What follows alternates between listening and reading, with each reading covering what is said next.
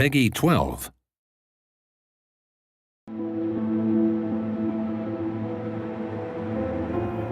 Hey, I'm Matt, producer on The Cave. We just finished the game up recently. Hopefully you've had a chance to play. I decided to head on over to Double Fine and have a talk with the guys that worked on the game. I had a chance to sit down with Jane, lead artist. We talked concept art, cats, and sandwiches. Hi Jane, how's it going? Hi, good. So for our friends, fans, maybe family at home, can you tell us what you do here at Double Fine and what your role on The Cave is? I'm an environment artist, and my role on The Cave is the lead artist, so I figure out a lot of how things are done in the art sense. I started on Brutal Legend, and then I did a lot of work on stacking, and I've been on The Cave since day one, pretty much. All right, and The Cave has a pretty unique style, and it's obviously very different from stacking or Brutal Legend or almost anything out there. So what were your inspirations? How did you come to that art style? I think Ron had a pretty clear idea of what he wants the world to sort of feel like. Like from the very beginning, we know it's going to be kind of like a big slice through the world, which is very unique. And most of our art decisions sort of came from, well, how do we showcase that sort of almost like a little ant farm feel? We know we didn't want to go too close to like the vector art, like, you know, the Flash game look where everything was sort of very solid colors.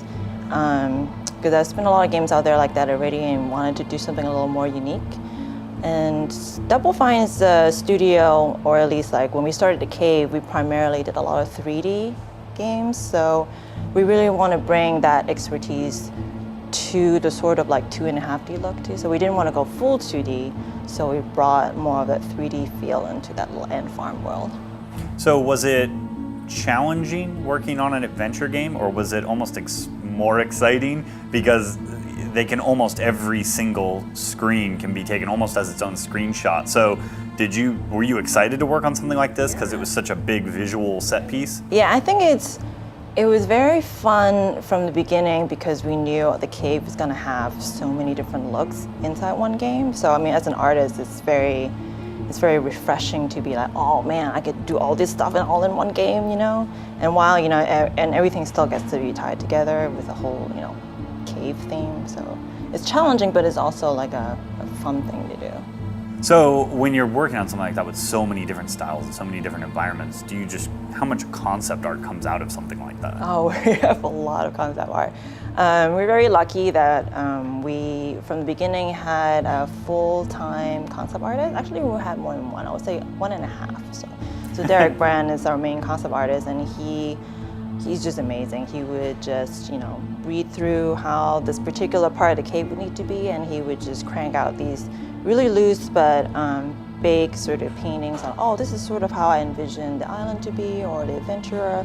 And it was just a pretty big painting, and we all can look at it and just be like, oh, immediately you can sort of feel, oh, this is the kind of island we're looking at, or the kind of, you know, monks area we're looking at. And it's nice to just get a big feel all at once, and then once we like the general feel, then we sort of get him to paint more individual areas to flesh out the details. But yeah, we have a lot of art. So how did that process work early on, where you'd say you'd get these rough sketches and you'd put them up and, you know, say we worked on this? Now, did you have much autonomy and direction? Was that mostly coming from Ron? Like, what was that process like really early? Oh, you mean like, I think we have a lot of autonomy. Like, for example, after I knew that I was going to make most of the adventurer bubble, and it's going to be a sort of like an Egyptian theme, sort of pyramid thing, and I was just like, hey Ron, can I just put a lot of cats in there?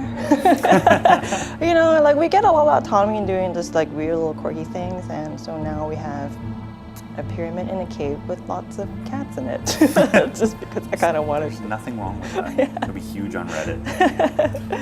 Yeah. So was there anything though that maybe you wanted, that you really were pushing for in one of those design, when you were thinking about that design, that just, no, that's not right, and maybe you still keep the concept art in your desk or something, but didn't make it in? No, I mean, like, I feel like there are certain things that we wanted to put in that we wasn't sure, but then since there's so many different areas in the cave, we always manage to find a place to sort of put it in. Right. It's like, oh, it doesn't fit on the island, well, we'll put it in the gold mine, you know? Final question, probably the most important one. Actually, it is the most important question that everybody, you've probably been asked this 1,000 times. If the cave were a sandwich, what kind of sandwich would it be? If a cave were a sandwich, what kind of sandwich would it be? Is there some sort of sandwich that's like the kitchen sink sandwich? There is now. Yeah, it's a sandwich that has everything in it, everything you want in it. Okay. Just a little bit of everything.